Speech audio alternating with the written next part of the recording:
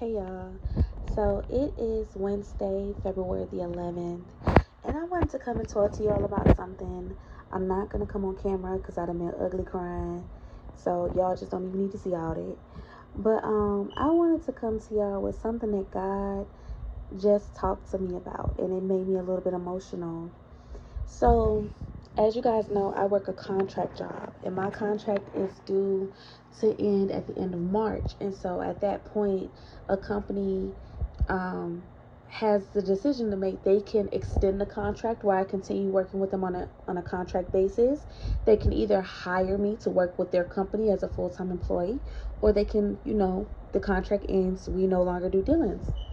And so I work with a really good company, and even my contract and staffing agency is pretty cool. Now, this is my first time ever working for a contracting agency, so I'm not used to the scrutiny I get. And what I mean by that is I have meetings with my manager, the person who hired me at the actual company. I also have bi-weekly meetings with the contracting agency, the middleman, as they continue checking in with me, just seeing how things are, if I have any concerns, giving me feedback that the manager may have given them. Okay, cool. I don't work directly with my manager. I have been working with, let's just say, a mentor. I've been working hands-on with her. So any feedback that my manager takes back to the contracting agency, he gets from my mentor, the one I'm working closely with. So I know in the beginning, I didn't get bad feedback, but at the very beginning when I started, my first week of work, I was in New York with my family for Thanksgiving. And then the following week, I traveled to Atlanta.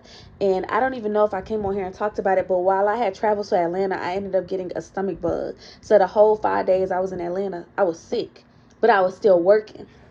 And so, of course, um, the mentor noticed some things. Like, she noticed that I was traveling a lot. I was getting the time difference because they work on Eastern Standard Time. You guys know I'm in Colorado, which is Mountain Standard Time. There's a 2 hour difference there. So when it's 8 o'clock p.m. In Colorado, it is 10 o'clock p.m. in Atlanta. So it's 2 hour difference. And so, it was tricky in the very beginning getting the time difference.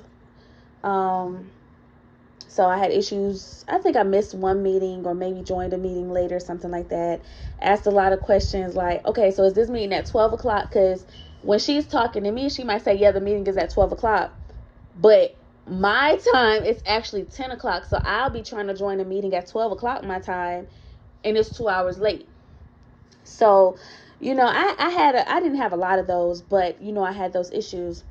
And so, of course, the first meeting that I had with the contracting agency middleman, she brought that up. Yeah, they had concerns about you traveling and stuff, and you were sick, and your baby was sick, and, you were missing meetings and stuff like that. They also had concerns. They want you to speak up in the meeting. Like, just if you have questions, just ask questions out loud in the meeting. Like, you don't have to wait till the meeting ends. You can ask questions out loud like that. And a lot of this stuff is just so pity patty to me. Like, it's so little. Like, why does it matter when I ask questions? If I ask you a question for clarity, why do I have to do it in the middle of a meeting? Y'all are talking about some heavy, high level stuff, and you want me to ask the most basic question here. Like, and I get that there are people who are okay with that, but me personally, I'm not. So I'm a new person here. I'm not going to just blurt out questions in the middle of the meeting.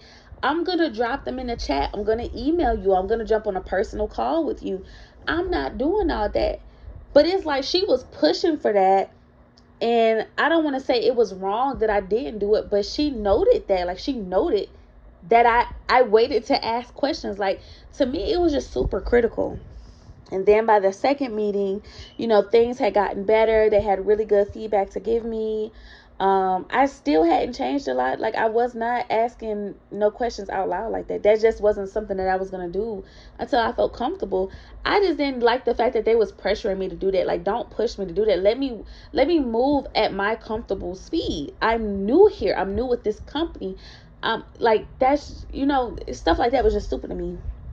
So, I had several meetings and stuff like that. From what I hear, they want to either extend my contract or make me full time. I'm not sure which one it is that they want to do yet, but they want to do that. So my job description so far, even though I'm an implementation manager, I've pretty much just been on the sidelines. This implementation is already led by somebody, my mentor. So really all I do right now is I take notes, but I don't even take notes that are being sent out. I take notes and then I send her a copy of my notes so she can review and make sure I'm doing it right. Like, I'm pretty much just a high paid assistant that's a background assistant. Like, they could still do their work without me, pretty much. All right, so that brings me to today. This mentor is out on PTO. Her PTO started, she worked half a day today. I think she's back tomorrow, and then her PTO starts on the 13th, all throughout next week. So I will be leading her meetings. Okay, cool. Nothing wrong there. I'm a little bit nervous about it though. Just a little bit. I haven't had to lead a meeting, and I've been working in the background. So, I think if you work in this line of work or any line of work, when you are a person who has to present, and this is your first time presenting to this specific group of people, I think it's normal to have nervousness, to have jitterbugs in your stomach. It's very normal. Well, pair that with the fact that I woke up at 4:30 this morning and could not go back to sleep. So when I jump on the call that I had to lead, it started at 10 o'clock. There was one at 10 o'clock, and then, no, I didn't lead the one at 10 o'clock. It was at 12 o'clock. But I jumped on a meeting with my mentor and two of the other people who helped coach me at, I believe, 8:30. And when I got on, when we were talking, she's like, "How are you?" I'm like, "I am tired. I woke up at 4:30 this morning and couldn't go back to sleep. I'm just tired. I'm sitting cross-eyed right now." And, we laughed it off. And, I asked whatever questions I needed to ask to prepare myself for the meeting. And my voice did kind of change a little bit in there, but I think it's because I was just really tired, y'all. I was really tired. The meeting comes and goes at 12 o'clock. It's fine. But I noticed at like 11:30, the middleman person, the contracting agency, she scheduled an emergency meeting on my calendar. And so I had to tell her, "I'm preparing for this meeting. Let's talk afterwards." Well, when we talk afterwards, she immediately jumps on the call and she's like, "Are you okay? Like, are you okay?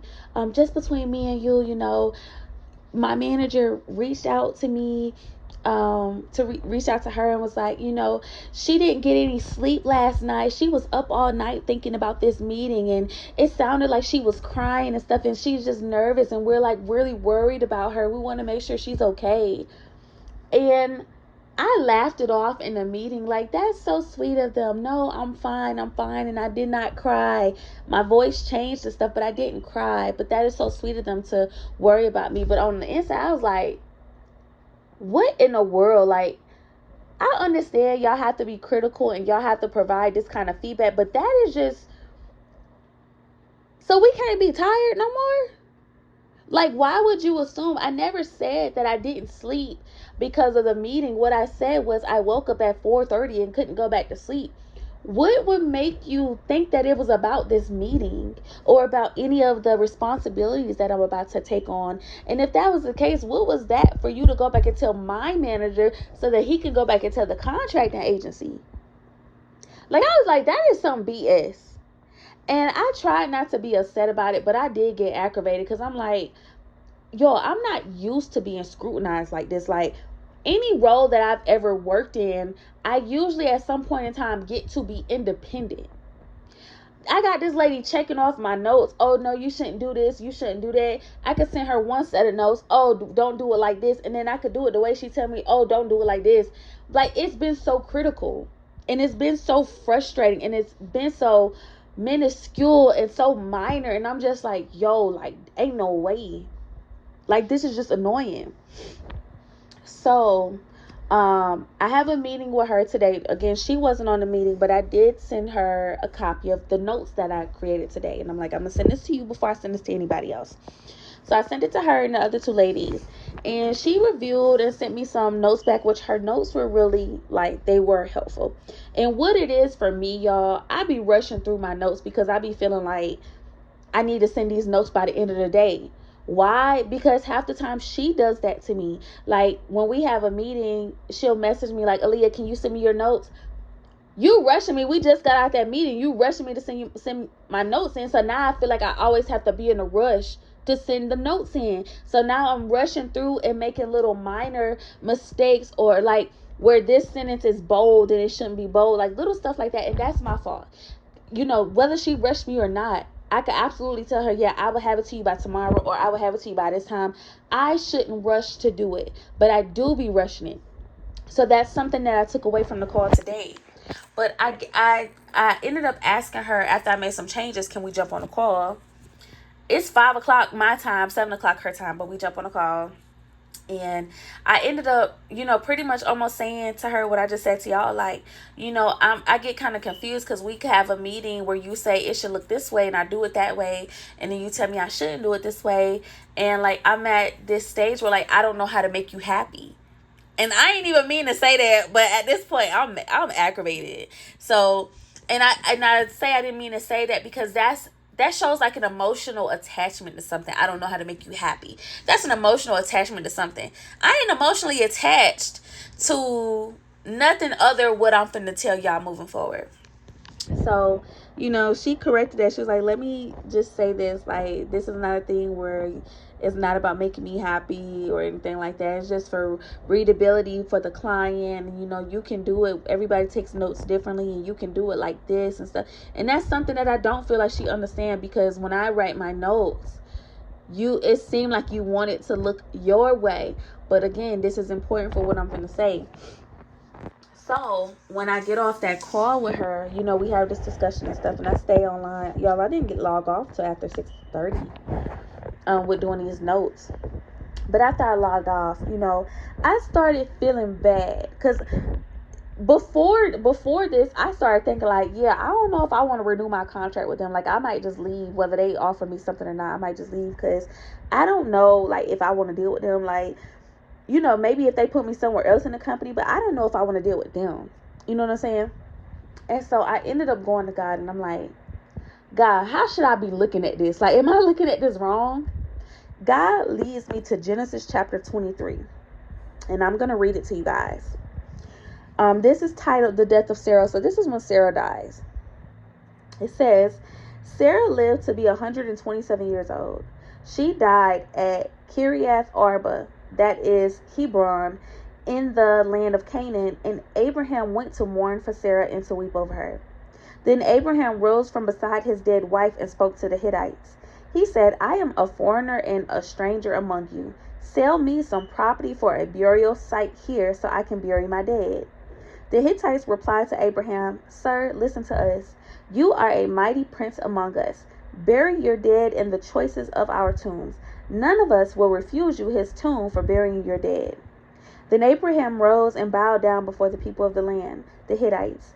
He said to them, If you are willing to let me bury my dead, then listen to me and intercede with Ephron, son of Zohar, on my behalf. So he will sell me the cave of Machpelah, which belongs to him and is at the end of his field. Ask him to sell it to me for the full price as a burial site among you. Ephron the Hittite was sitting among his people, and he replied to Abraham in the hearing of all the Hittites who had come to the gate of his city. No, my lord, he said, listen to me. I give you the field, and I give you the cave that is in it. I give it to you in the presence of my people. Bury your dead. Again, Abraham bowed down before the people of the land, and he said to Ephron in their hearing, Listen to me. If you will, I will pay the price of the field. Accept it from me so I can bury my dead there. Ephron answered Abraham, Listen to me, my lord. The land is worth 400 shekels of silver, but what is that between you and me? Bury your dead. Abraham agreed to Ephron's terms and weighed out for him the price he had named in the hearing of the Hittites, 400 shekels of silver, according to the weight among the merchants. And I want to review a different version real quick, because in a different version, it says it calls him a friend. Okay, so verse 14, Ephron answered Abraham, My Lord, please listen to me. The land is worth 400 pieces of silver, but what is that between friends? Go ahead and bury your dead. And what I got here, this is what made me cry. What I got here, you guys see how Abraham went to two different people and he was like, let me pay for this. And both of those people were like, no, for free. I will give you this. This is my gift to you. You don't have to pay me anything. But Abraham insisted on paying. Abraham was in that mode where he felt like he had to pay regardless of what somebody was trying to give to him. Immediately, what I started feeling like is I was reminded of the verse where it says, Abraham said, I am a foreigner and a stranger among you. And I got emotional because I think about how in my life I am always prepared to defend myself. I'm always prepared to defend my work ethic, my attitude, my intention, my feelings, my ideas, my strategy. I'm always prepared to defend it to the point where when somebody supports me, I don't know what that looks like because I rarely have support. In my life, it is so rare for me to have support, and this is not to diminish any support that has come, but I have to be honest about it. Support is very shaky for me. I'm not fully supported in every area of life. I'm not fully supported by the same people. I'm not fully supported on a consistent basis. So a lot of times I travel and do things alone. And when I say travel, I mean going from one phase of life to the next. I do it alone without even ever including anybody because I feel like I'm not going to have support. And I realized, it reminds me of a text message that I had with my ex yesterday, where I am interviewing for 2 different project leader roles with the last company that I told y'all that I might be working with again. And one of the jobs, it's the same title, but the last manager that I met with, she said, I think you might be overqualified for this position. And so I messaged him like, what you think this mean if she say that? And he was like, usually that mean it's a no-go.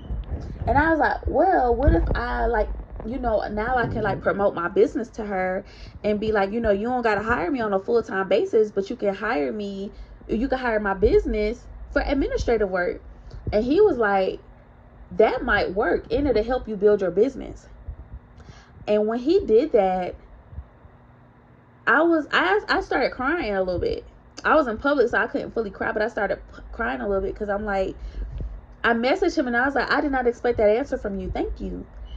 And I said I was fully prepared to defend why this was such a great idea. And now I don't know what to do. And he was like, you need to apply to be a lawyer because clearly you love arguing. And so, I got emotional because I just be prepared to defend myself with people. I be prepared to defend everything that it is that I'm trying to do. Like, even when God had me do something and I speak out of turn, a lot of time why I had to defend myself is because I'm speaking out of turn. God done placed something in my life. He done placed a vision in me, and I done told people too early. I done told them prematurely. And so now when somebody asking, well, why would you do that? Now I gotta defend it. Well, God told me to do it. Well, I know God is telling me this. I know God is telling me that. I am the cause on why I have to defend myself so much because I be telling people too much. So, again, I just got emotional, and that just stuck out to me because I didn't get that before. But I know that's a sign for me to shut up. But I got emotional and I cried about it. And so then after God gave me this verse in Genesis chapter 23, I asked him for something else, but then I gave my phone to my baby and I told him to find a verse. And I told him to find a new verse he's never chosen before. And he chose James chapter 3. And James chapter 3 is titled Controlling the Tongue. And it says, dear brothers and sisters, not many of you should become teachers in the church, for we who teach will be judged more strictly. I did not get that just then. So remember how I just told y'all how they scrutinize, and I feel like they just very critical. It says, "Dear brothers and sisters, not many of you should become teachers in the church, for we who teach will be judged more strictly." And for me, what that says is God is about to have me do something in this position. God is about to have me do something within this company. And so I have to get judged more, and not even just with this company, but wherever God takes me next. I'm going to be judged more strictly right now, because the skills that I'm learning now are supposed to help me in whatever move is coming next, whether they take me as a full-time, whether they extend my contract, whether this new company gets me, whatever happens, whatever skills are being built right now, I'm going to use them in my next phase of life. So it's very important. So that's why everything has to be critical now. I did not get that the first time either, but I got that just now. All right, so let's read that again. "Dear brothers and sisters, not many of you should become teachers in the church, for we who teach will be judged more strictly. Indeed, we all make many mistakes, for if we could control our tongues, we would be perfect and could also control ourselves in every other way. We can make a large horse go wherever we want by means of a small bit in its mouth. And a small rudder makes a huge ship turn wherever the pilot chooses to go, even though the winds are strong. In the same way, the tongue is a small thing that makes grand speeches. But a tiny spark can set a great forest on fire. And among all the parts of the body, the tongue is a flame of fire. It is a whole world of wickedness, corrupting your entire body. It can set your whole life on fire, for it is set on fire by hell itself. People can tame all kinds of animals, birds, reptiles, and fish, but no one can tame the tongue. It is restless and evil, full of deadly poison. Sometimes it praises our Lord and Father, and sometimes it curses those who have been made in the image of God. And so blessing and cursing come pouring out of the same mouth. Surely, my brothers and sisters, this is not right. Does a spring of water bubble out with both fresh water and bitter water? Does a fig tree produce both olives or a grapevine? Does a fig tree produce olives or a grapevine produce figs? No, and you can't draw fresh water from a salty spring. Verse 13, "If you are wise and understand God's ways, prove it by living an honorable life, doing good works with the humility that comes from wisdom." And I want to come down to verse 17. "But the wisdom from above is first of all pure. It is also peace-loving, gentle at all times, and willing to yield to others. It is full of mercy and the fruit of good deeds. It shows no favoritism and is always sincere. And those who are peacemakers will plant seeds of peace and reap a harvest of righteousness." And that scripture, it just makes me, it made me emotional, because I used to be a person that snapped a lot. I'll snap if you look at me. You better not say, "Hey, how are you, ma'am?" I'll snap at you about that. Like, this was my persona for years. This was my persona probably until I was 25, 26. That's always been how I was. And then when I started changing, I was constantly on defense mode about who I was changing into, because I knew the mark I left on the people around me growing up. Didn't nobody want to be around somebody with a bad attitude, or with a smart mouth, or who would cuss everybody out, and who cursed everybody out, and who had no respect for nobody. Nobody wanted to be around me. So then when I started growing and changing into the woman that God wanted me to be, I was constantly on defense mode, because I didn't want people to still see me the way that I used to be. And there are some people who do still see me that way. But what God had to show me was, that's not none of my business how those people see me. That's not none of my business what those people say in my absence. That's not my business. And it just makes me think, like, anything, because I live on defense mode, anybody that I be around, if I don't trust people. And it's terrible where my trust is at with people right now. I don't trust anybody.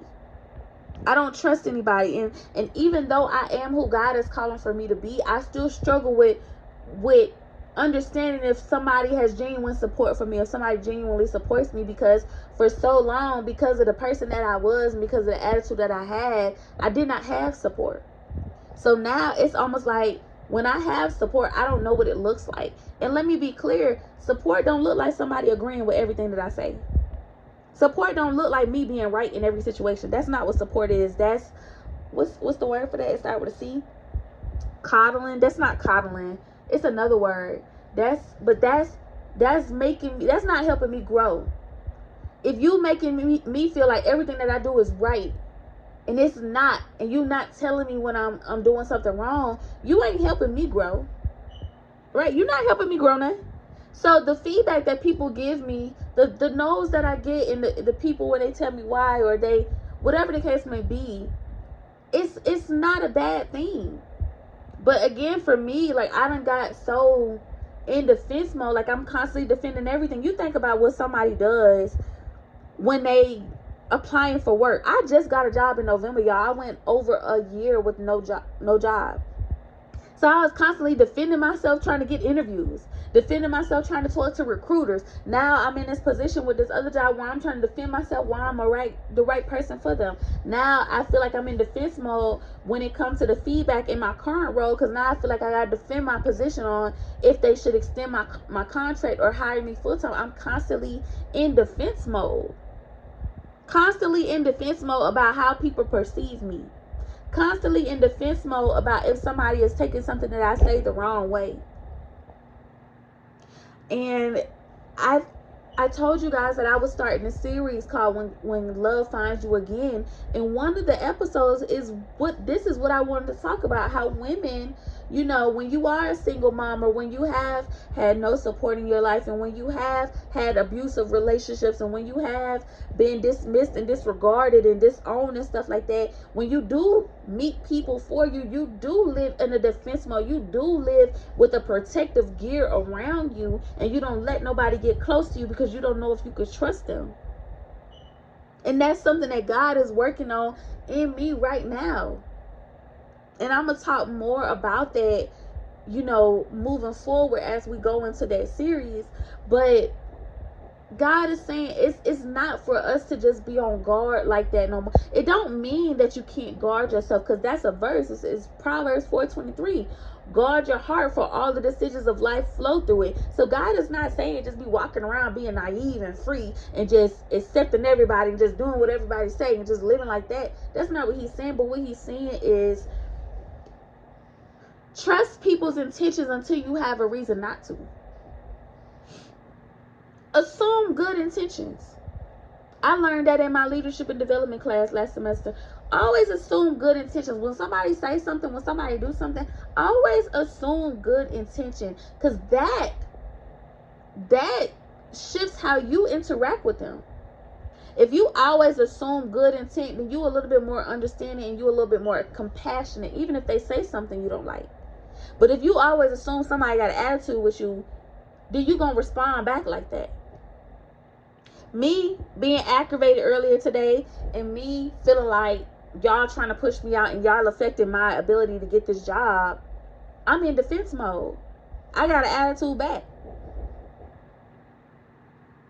God is urging me and others who have that same defense shield on them, who have that same sharp tongue on them, who have that same lack of trust in them. God is instructing us to trust him. He ain't saying trust the person. He's not saying trust the situation. He's saying trust him. Hey, regardless of if these people make me a full-time employee, if they extend my contract, or if they say, yeah, we never want to work with her again, I got to trust that God knows what he is doing in that. I got to trust that even if that was to happen, God is setting me up for something greater.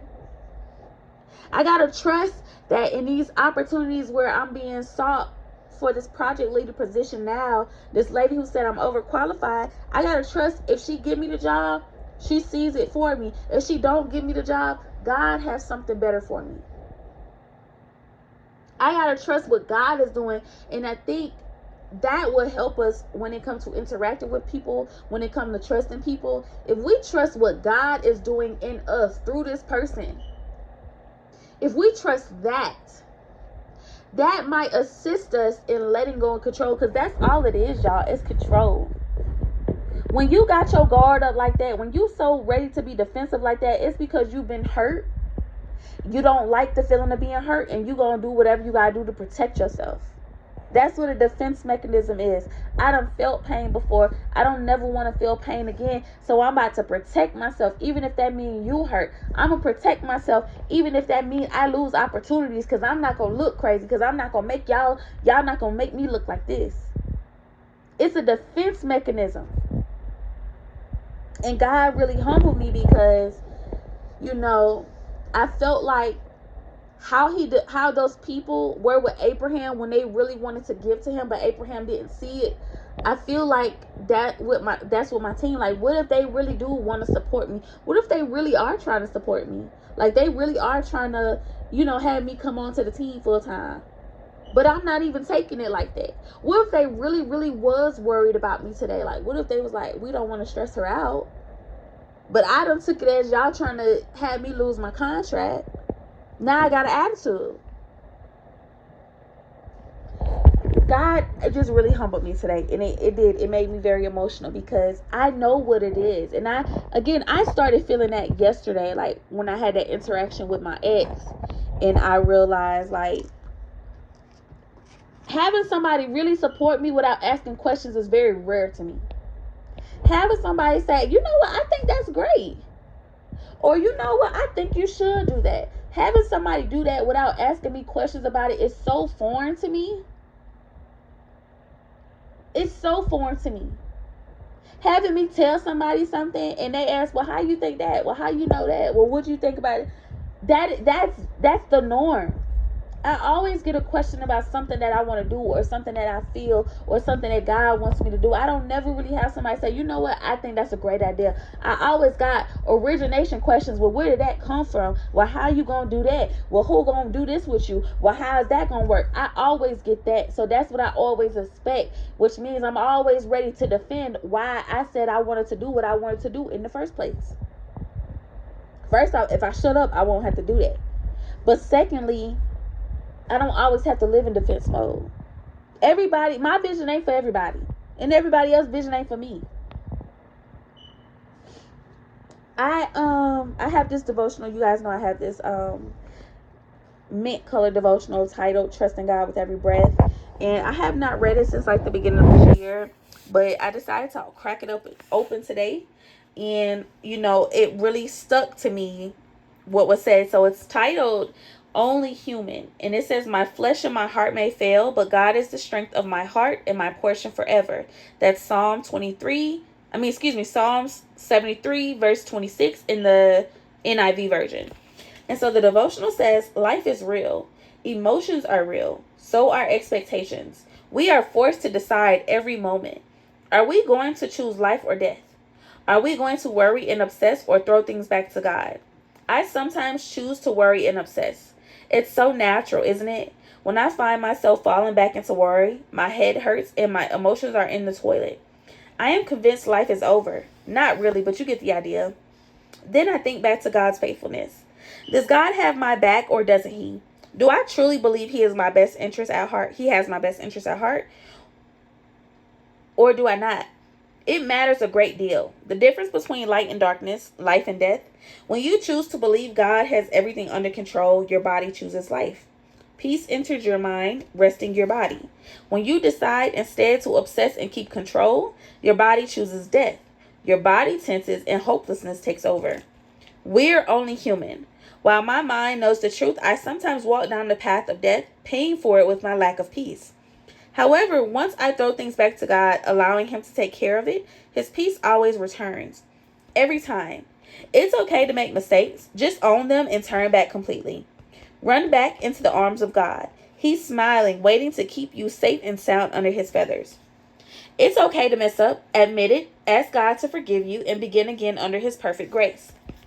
And that's what I had to do today. Like, I had to understand and realize, like, I snapped and I shouldn't have snapped.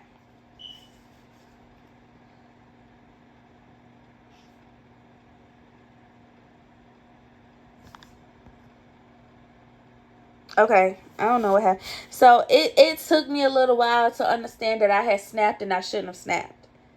It took me a little while to realize that my anger was misplaced, and what was really happening was I was fearful. I was scared and I was nervous. And I felt like I needed to live in defense mode. It took me a minute, but it took God giving me these scriptures to really understand what was going on in my heart. You guys, it is very important for you to take everything back to God, even your emotions, because a lot of time we feeling stuff and we don't even know what it is. I'm sitting here aggravated at these folks, and what it really is it was fear. I'm like peed off, and what it is I was scared. And because I was scared, I felt like I needed to be in defense mode. I feel like I needed to almost attack first before I could be attacked. That's not the way to live life. That's not the way to live your life. God wants to send people into your life to support you and get you to the next place of life. You cannot get there with those people always living in defense mode, not trusting their assistance, not trusting their love for you, not trusting that God has placed them in your life. You will not get where God is trying to take you if you do not accept the help from God's helpers. And you cannot accept the help from God's helpers if you always live in defense mode. So that is the word that I wanted to encourage you guys with today. And I really, really do hope it helps.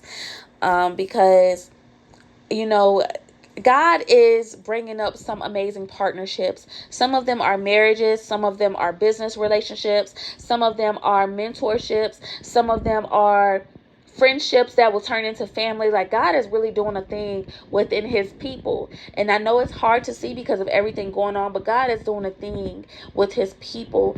And he needs us to be on one accord. And you can't be on one accord if you're on defense mode. And you can't be on one accord if you're on attack mode.